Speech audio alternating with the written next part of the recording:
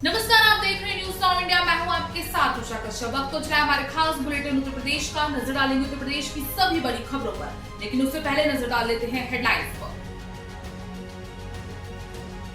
PM Modi ने cabinet विस्तार से गढ़ा अभेद चक्रव्यूह, दिखी 2022 जीतने की तैयारी। कैबिनेट विस्तार में यूपी से 3 दलित, 3 ओबीसी और 1 ब्राह्मण समुदाय को मिली जगह। मोदी ने कैबिनेट विस्तार के जरिए यूपी में जातीय और क्षेत्रीय संतुलन बनाने की कोशिश की। ओवैसी से मुलाकात से पहले बोले ओम प्रकाश राजभर, सभी 403 सीटों पर चुनाव लड़ेगा हमारा मोर्चा। तंत्र मंत्र के चक्कर में पड़ोसिनी की नाबालिग की हत्या, सोना पाने का था लालच। प्रदेश में मां बाप के सामने बेटी के गैंगरेप का मामला निकला झूठा, पीड़िता आरोपियों के साथ पहुंच गई थाने। यमुना एक्सप्रेस वे अगर 99 मिनट से कम में किया पार तो चलान के लिए हो जाइए तैयार। मोदी कैबिनेट में बेटे को नहीं बनाया मंत्री तो बोले संजय निषाद, दगाबाज सरकारों का दर्द दिल में है, दिल मुश्किल में है। यूपी में डेल्टा प्लस वेरिएंट के 2 केस मिलने के बाद मचा हड़कंप, एक की मौत, दूसरा हुआ ठीक। अब खबरें विस्तार से। मोदी सरकार के दूसरे कार्यकाल का पहला कैबिनेट विस्तार बीते कल यानी बुधवार को हुआ। उत्तर प्रदेश में अगले साल होने वाले चुनाव को देखते हुए सूबे से सबसे ज्यादा 7 मंत्री बनाए गए हैं। कैबिनेट विस्तार में यूपी से 3 दलित, 3 ओबीसी और 1 ब्राह्मण समुदाय को जगह दी गई है।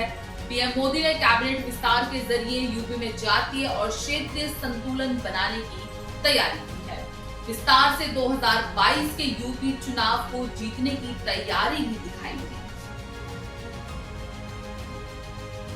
कल मोदी कैबिनेट का विस्तार हुआ, लेकिन निषाद पार्टी के हाथ कल कुछ नहीं लगा। इससे निषाद पार्टी बेहद नाराज है। संजय निषाद ने तंज कसते हुए कहा कि दगाबाज सरकारों का दर्द दिल में है, दिल मुश्किल में है।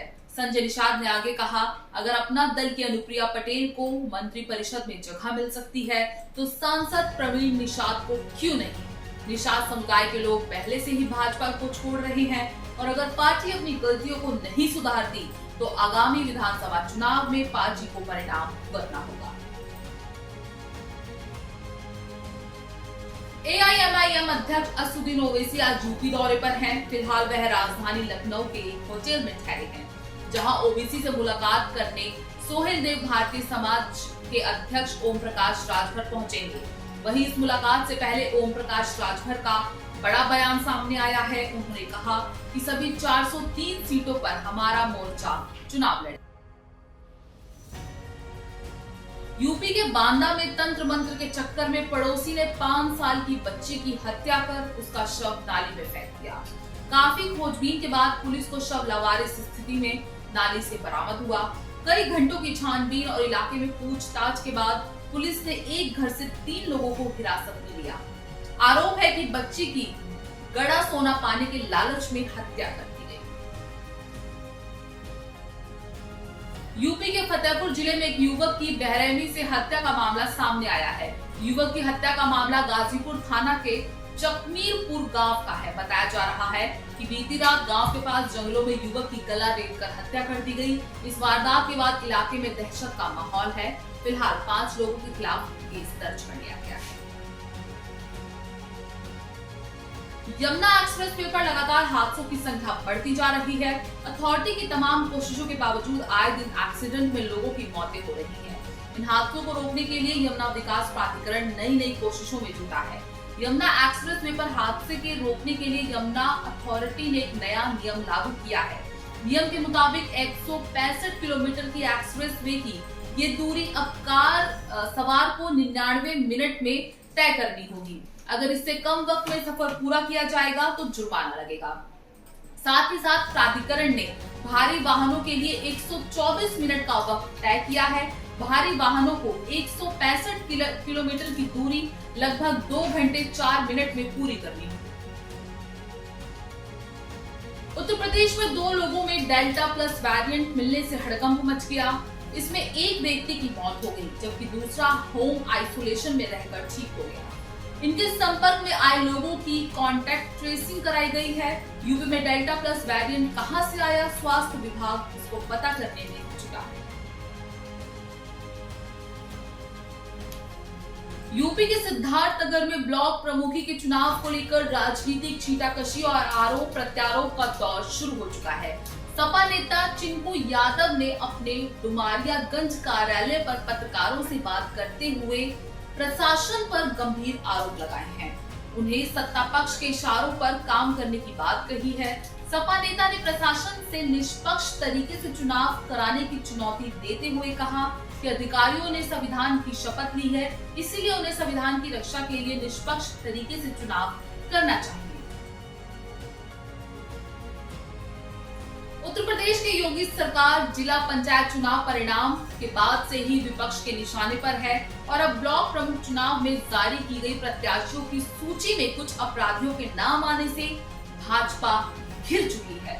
जनपद संबल असमोली ब्लॉक के लिए जिस नाम की घोषणा की गई है, उस प्रत्याशी के खिलाफ धारा 147, 48, 149, 307, 341, 506 और 120 भी जैसी गंभीर धाराओं के तहत मुकदमा दर्ज है।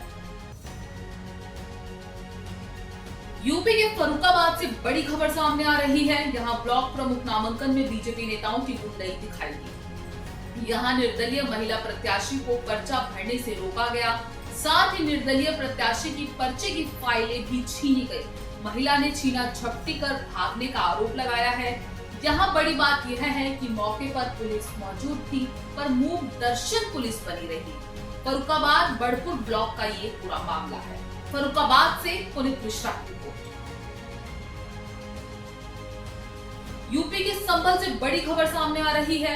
यहाँ निर्दलीय प्रत्याशी सुषमा देवी के नामांकन के दौरान सफाइयों से पुलिस की तीखी नोकझोंक हो गई, जिसके बाद पुलिस ने नामांकन परिसर के बाहर खड़ी भीड़ को खदेड़ दिया, जिसके चलते पुलिस ने भीड़ पर लाठियां भी चलाई। ये पूरा मामला कैमरे में कैद हो गया। संभल से मुजामिल दानिश की रिपोर्ट। यूपी के सिद्धार्थनगर में नौगढ़ ब्लॉक में प्रमुख पद के लिए प्रियंका सिंह ने निर्दलीय से नामांकन किया। उन्होंने रिटर्निंग ऑफिसर को 2 सेट में अपना नामांकन सौंपा। सिद्धार्थनगर से अरुण कुमार शुक्ला की रिपोर्ट। यूपी के चित्रकूट में भाजपा प्रत्याशी अविंद राहिला के समर्थकों की गुंडई दिखाई दी। यहाँ ब्लॉक प्रमुख भाजपा प्रत्याशी समर्थितों ने खुलेआम रोड जाम कर दिया। दरअसल सपा के प्रत्याशियों के नामांकन को रोकने के लिए ये सब किया गया। सड़कों में बेड़ियां लगा दी गई। मीडिया कर्मियों को भी भाजपा प्रत्याशी ने नामांकन परिसर से बाहर कर दिया, तो वहीं नामांकन स्थल के दूसरे गेट में ताला लगा दिया गया। इस दौरान प्रशासन मूक दर्शक का रोल निभाता नजर आया। बुलेटिन में सिर्फ इतना ही। देश और दुनिया की तमाम बड़ी खबरों के लिए आप न्यूज नाउ इंडिया को सब्सक्राइब करना ना भूलें। साथ ही हमारी वीडियो को लाइक और हमारी वीडियो पे कमेंट जरूर करें। धन्यवाद।